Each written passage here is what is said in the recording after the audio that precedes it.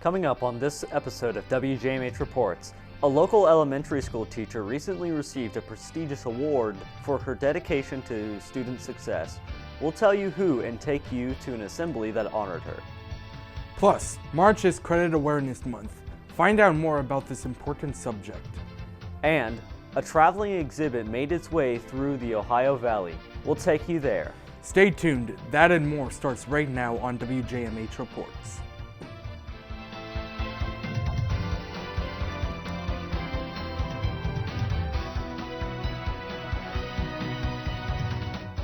Welcome to this edition of WJMH Reports. I'm Chris Evans. And I'm Xavier McLemore. Those who achieve excellence in movies are awarded Oscars, musicians get Grammys, and scientists have the Nobel Peace Prize. But what of excellent teachers? What of those who paved the way for all filmmakers, musicians, and scientists? One Marshall County teacher was recently given this award of excellence, and that's this week's top story. For those teachers who go above and beyond in educating future generations, there's the Milken Educator Awards. For 35 years, the Milken Educator Awards have given $25,000 grants to early and mid-career teachers, principals, and educators for their impressive achievements. Only 2,800 people have ever been granted this award. One recent winner of this prestigious prize was the local first-grade teacher of McNinch Primary School, Heather Hott. Hott was given this award for facilitating the introduction of Project Lead the Way in STEM, demonstrating a remarkable ability to help any student regardless of their setbacks, building positive relations with parents, and much more. The consistent work of Hott has led to her students demonstrating at least a 90% proficiency in summative assessments in math and reading. Hott was joyous to have won the award and is still processing the weight of her achievement. It was a huge honor. It was a huge surprise, and I'm just overwhelmed and thankful for this opportunity. Though Hott may be a teacher, she hasn't given up on learning as she continuously works to improve her craft for the betterment of her students. Hott herself has always wanted to be a teacher, but it was the actions of educators, whom she is thankful for, that she was able to achieve her position. As I got older, I had some really great educators that inspired me, that really pushed me towards fulfilling that dream and just who I wanted to be like. We at WJMH Media would like to congratulate Hott and wish her the best of luck in her future endeavors. The Marshall County Historical Society will be holding a photo preservation workshop. The preservation is hosted by Eric Rothenbuehler and aims to teach the citizens of Marshall County how to preserve and take care of old historical photos. The photo preservation will be held at the Marshall County Historical Society Museum from 10 a.m. and end at 12 p.m. Historical Society members will pay $25, while non-members will pay $30. The admission will cover the cost of instruction and workshop materials. Reservations are required. You can email the Marshall County Historical Society at cockanehouse@gmail.com, or you can call them at 304-845-1411. Again, you can email the Marshall County Historical Society at cockanehouse@gmail.com, or you can call them at 304-845-1411. The Marshall County Boots and Roots Agricultural program here at John Marshall High School recently installed a food box. This food box is behind John Marshall, and there are plans for other ones to be put up around Moundsville. This project was possible because of a grant called My Hometown is Cool by WVU and the WVU Extension Service, where the hospitality and tourism students made a 3-minute video about their hometown. The class was one of a few winners chosen for the grant. John Marshall hospitality and tourism teacher Megan Pentis believes these are important because they'll be open 24/7, unlike most food pantries that are open certain days of the week. And as most people who might not have what they need food-wise knows, that that's not going to be sufficient for what they need. If they have a little bit for dinner but they need a little bit more and the food pantry is not open, then they're not going to be able to get any more food. So these are 24/7 food pantry boxes that will allow people to get what they need when they need it. The boxes will have more than canned foods in them. They will also have tea packets, baby food, and more. Again, if you are in need of certain food items, this food box will be behind John Marshall and is open 24/7. The Wheeling YWCA and the Upper Ohio Valley Sexual Assault Help Center are hosting a free self-defense class. The class will be held at the Wheeling YWCA from 2 to 4 p.m. on March 12th. Everyone is allowed to come and join the lesson. Classes are free, but donations will be accepted. Anyone that attends is required to wear comfortable clothing so they are able to move freely.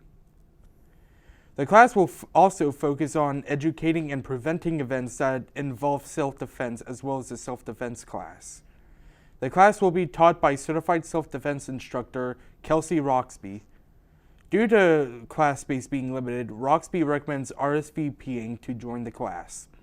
You can do that by calling 304-234-1875 or by emailing Ashley at sexualassaulthelpcenter.com.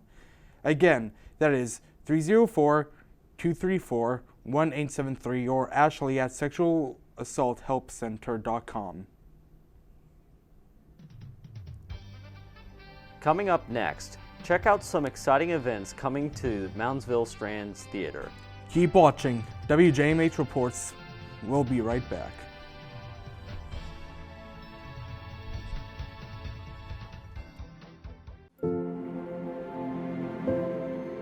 To a child battling a critical illness, a wish can feel like a dream. But with your help, it isn't out of reach. Wishes are an important part of medical treatment. A chance for kids to see themselves stronger, braver,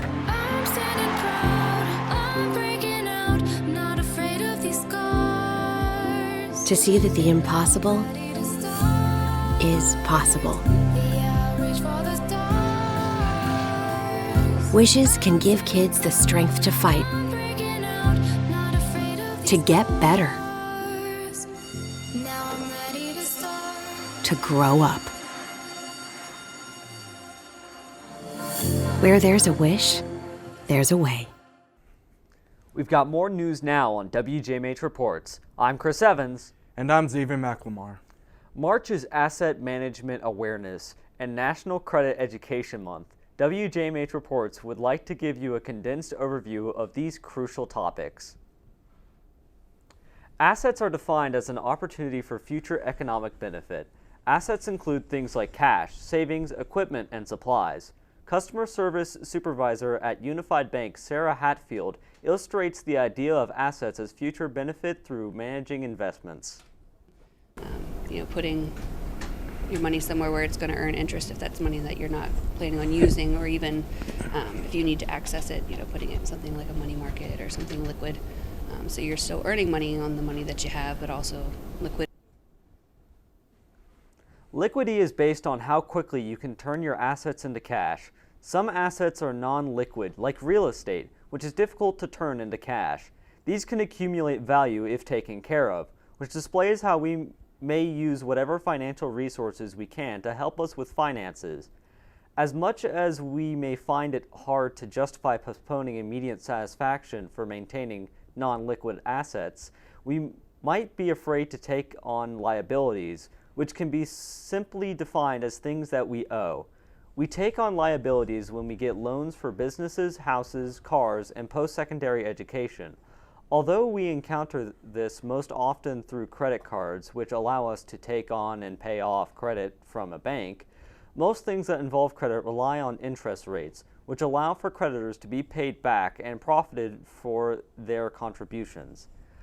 How you manage these things will save you from desperate spending and will show your ability to use the assets of others responsibly.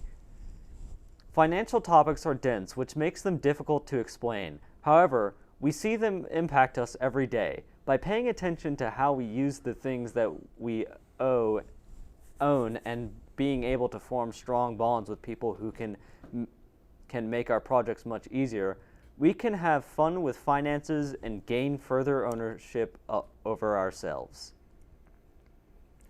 WJMH is proud to announce that we have partnered with the OVAC and WTRF to bring you the latest in local sports. So far, WJMH has aired many live and pre-recorded events on WTRF.com. This includes OVAC Wrestling, OVAC Basketball, and OVAC Cheer. You can view these broadcasts on WTRF.com/OVAC Championships. Again, if you want to check out these past broadcasts, go to WTRF.com/OVAC Championships. In the next few months, the Strand Theater has multiple events lined up for the community to participate in. On March 12th, Moundsville's Got Talent will take place at the Strand Theater at 7 p.m. Adult tickets for people 18 and older will be $12, and student tickets for people 17 and younger will be $10. Tickets will be available at the door. On April 16th at 7 p.m., there will be a silent movie night. The silent movie that will be playing is Ben-Hur, with organist Dennis James playing over this film. The price of tickets will be $10 per person. Tickets will be available at strandtheaterwv.com/events. The Strand has many events planned for the upcoming months. Stay tuned to WJMH Reports for future dates. On May 9th, the West Virginia Northern Community College will celebrate its 50th anniversary. In 1972, the West Virginia Board of Regents created a dual-campus community college that was originally out of Hancock County. The college was formed to offer educational programs to high school graduates and adults for 2 years or less. Now the school is holding many events to celebrate its 50th anniversary. This includes time capsules that were buried during the fall of 2021 and will be opened in 2047. Also, this spring, Northern will hold an outdoor movie night with a movie from the 70s. All of these events will accumulate into a gala celebration on May 14th. During this time, WVNCC has also launched a Heart of Gold fundraising program. Donations to the Heart of Gold fundraiser will allow WVNCC to continue its mission to achieve its strategic goals. To donate, go to wvncc.edu. Tax season is upon us, and up next is WJMH anchor John McGlumphy, who will sit down with Marshall County Assessor Eric Buzzard to talk more about personal and property taxes. Don't go anywhere. WJMH Reports will return after this break.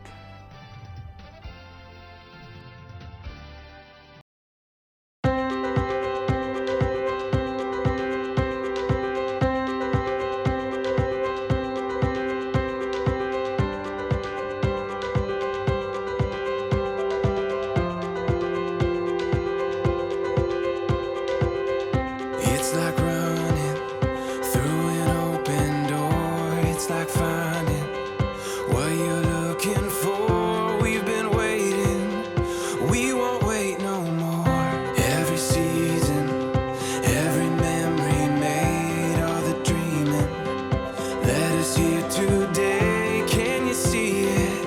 We got a beautiful story. Every moment on and on, we got a beautiful story, and we've only just begun. The best is yet to come. The best is yet to come. The best is yet to. The best is yet to come.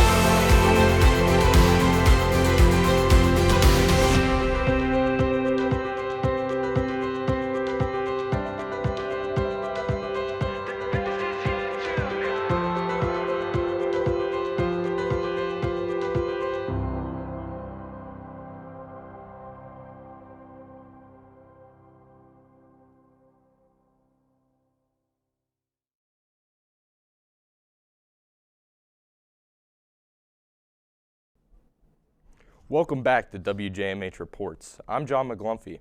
Tax season is upon us, and with tax season comes many questions. Joining me now to address some of those questions is Marshall County Assessor Eric Buzzard. What are your duties as Marshall County Assessor? My duties are to assess all property, real property, which is real estate and land, and personal property, which is cars, business machinery, computers, your dog. So there's a lot of different aspects in the taxing world, and also oil and gas, which is huge here in Marshall County. Thank you. What is the difference between property tax and personal property tax? As I just said, property tax is real estate. It's land, it's your house, it's a mobile home. Personal property is mainly vehicles. You know, a mobile home can be personal property depending on the circumstances. And just any tangible item, I guess you could say, for personal. How does one file personal property taxes? When do you have to file them by? Every June, we send out flyers, a mailer, to everybody who registered last year, their vehicle. You can file it online, you can drop it off at the office, and we also hold around 4 or 5 high mileage checkpoints. We have them here at the school parking lot on Saturday mornings, and you can ride through and we'll collect that information and get it filed for you for the following year. What are some things that all citizens should know about property taxes? I think the biggest thing is where they go, where your money's going. The school system, I mean, that's why we have one of the best school systems in the state, is due to our taxes. The school system gets around 74 cents out of every dollar in taxes. So, and that's to do everything, to buy these machineries, to have a great school like you do here at John Marshall, and the rest go to municipalities, county, and levying bodies. Yeah. That's great. What are some things that could change a property's value from year to year? Well, any sort of upgrade. If you build an addition, you know, we don't do increase or penalize you for general maintenance, such as a new roof, or if you upgrade the siding, or do new windows. But mainly any upgrades or additions built, and levy rates, and that's not set by the assessor, it's set by levying bodies such as the school board, municipalities, the state, and that's pretty much what it comes down to. Generally, from year to year, it's about the same throughout, unless any upgrades. Interesting. What is one thing someone can do to make tax season a lot easier on themselves? I think just get on schedule, you know, have all your information together, know when to send your personal property form back in. On the real estate side, we take care of that. It's done on a 3-year cycle, so you don't need to do anything on that part. But mainly just getting a routine of mailing it back into us. It's very helpful to us and can also save you money in the long run. So try to get it back in by October 1st. All right. Thanks so much for joining us, Eric. All right. Thanks, John. If you have any questions about property or any taxes, you can visit the Marshall County Assessor's website at marcoassessor.org. Again, that's marcoassessor.org. After the break, find out about some live music coming to the Ohio Valley. WJMH Reports will be back.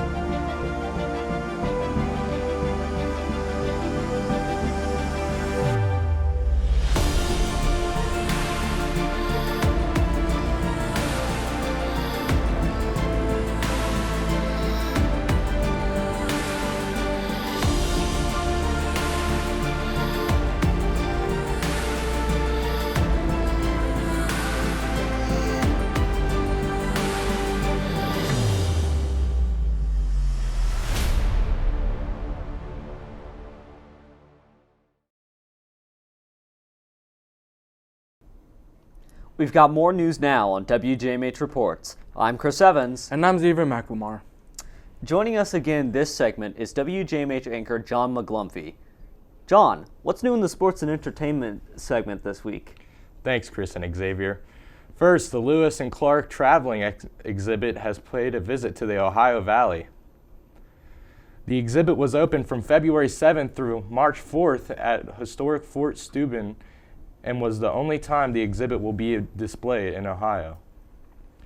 The exhibit featured large-scale replicas of historic maps, photos, and text explaining what America looked like before Lewis and Clark.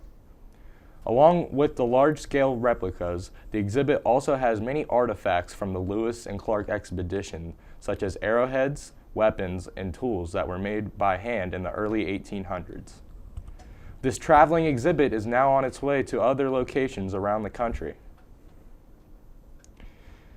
The Wheeling Symphony is preparing for its upcoming American Roots concert this month in Wheeling. The event will be held on March 18th at 7:30 p.m. and will be held at Wheeling's Capitol Theater. If you are interested in attending, you can find your tickets online at wheelingsymphony.com on the upcoming concerts page. Again, that's wheelingsymphony.com on the upcoming concert page. The public market at Main Street in Wheeling has been having free music every Friday with new musicians every week. Many performers will be there in March, including Aaron Carey, who will perform on the 11th. Marvin Whiteman will follow the 18th. And for the last day and Friday, March, Eric T. Wellman will perform on the 25th. These performances take place each Friday from 11:30 a.m. to 1:30 p.m. If you want to listen to free live music, you can do so by visiting the public market at 1401 Main Street in Wheeling each Friday this month. Fadeaway Fitness is going to be holding a small-sided games basketball camp at Sherrard Middle School. The camp will be held on Sunday, March 20th, and will be open to all boys and girls grades 3 through 12. The sessions for 3rd graders through 5th graders will be held from 12 to 1:30 p.m. Then grades from 6 through 8 grades will take place at 2 p.m. to 3 p.m. And the last one is 9 through 12th grade from 4 p.m. to 5:30 p.m. The cost of the camp is $40 per person. To register, go to fadeawayfit.com. Again, that's fadeawayfit.com. Questions can be emailed to fadeawayfitnessllc@gmail.com. Again, that's fadeawayfitnessllc@gmail.com. Thanks, John. There's more to come here on WJMH Reports. Stay tuned. Our final segment of this episode, where we'll feature a newer business in Moundsville, as well as this week's Business of the Week. WJMH Reports will be right back.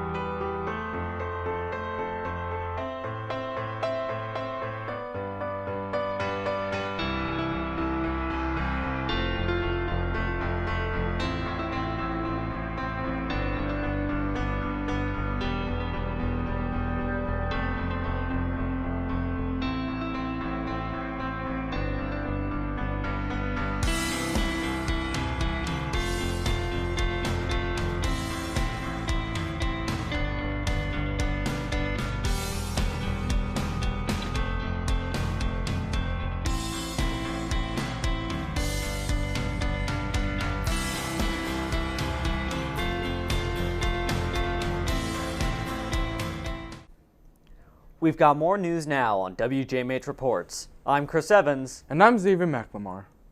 This week's Business of the Week brings a warm invitation to all who visit. WJMH reporter Clara Evans takes us there. Although it is still a fairly new business, the Barnyard has quickly become loved by the community. The Barnyard opened their doors to the public a little under a year ago, and has been loved by the community ever since. The Barnyard is full of primitive crafts and decor to make every customer feel at home. Owner Patty Waite prioritizes the comfortability of her customers at the Barnyard. At home. I want them to be comfortable and come in and just like they're at home and sit and have a home-cooked meal. Waite tries her best to give her customers an atmosphere that feels just like home.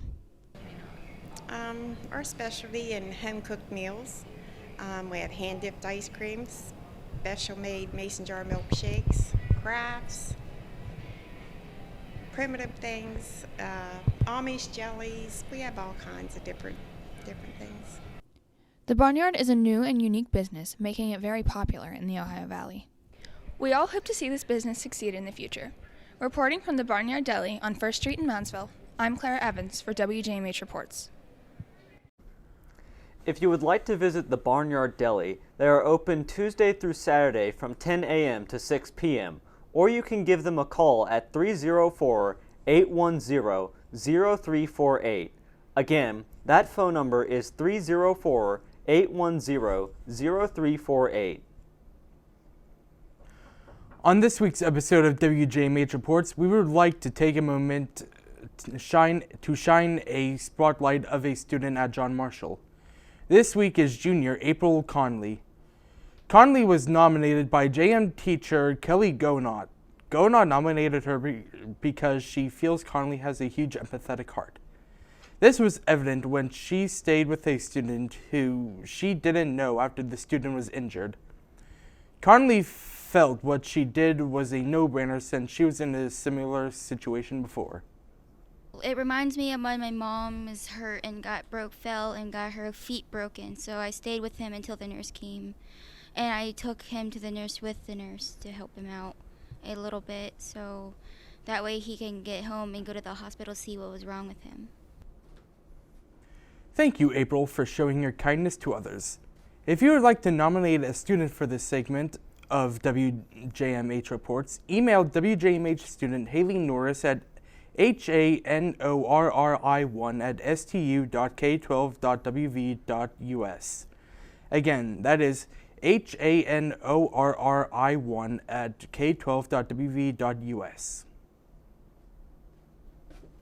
It's wonderful to hear that Heather Hott has earned her school a $25,000 grant. Yeah, and it's also interesting to know how long the West Virginia Northern Community College has been teaching each generation. To everyone at home who continues to watch WJMH Reports, thank you. We'd also like to thank WLU-TV and Xfinity for airing WJMH Reports. We'll be back next week with more stories from around the community right here on WLU-TV. For Xavier McLemore, John McGlumphy, and everyone here at WJMH Media, I'm Chris Evans. Thanks for watching, and have a great day.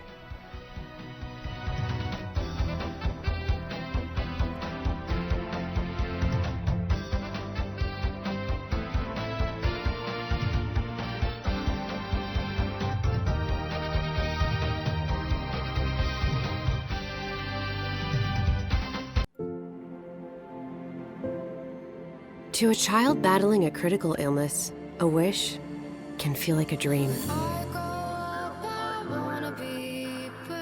But with your help, it isn't out of reach. Wishes are an important part of medical treatment. A chance for kids to see themselves stronger, braver,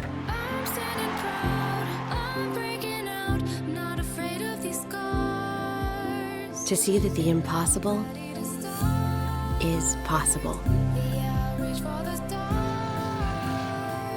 Wishes can give kids the strength to fight, to get better, to grow up. Where there's a wish, there's a way.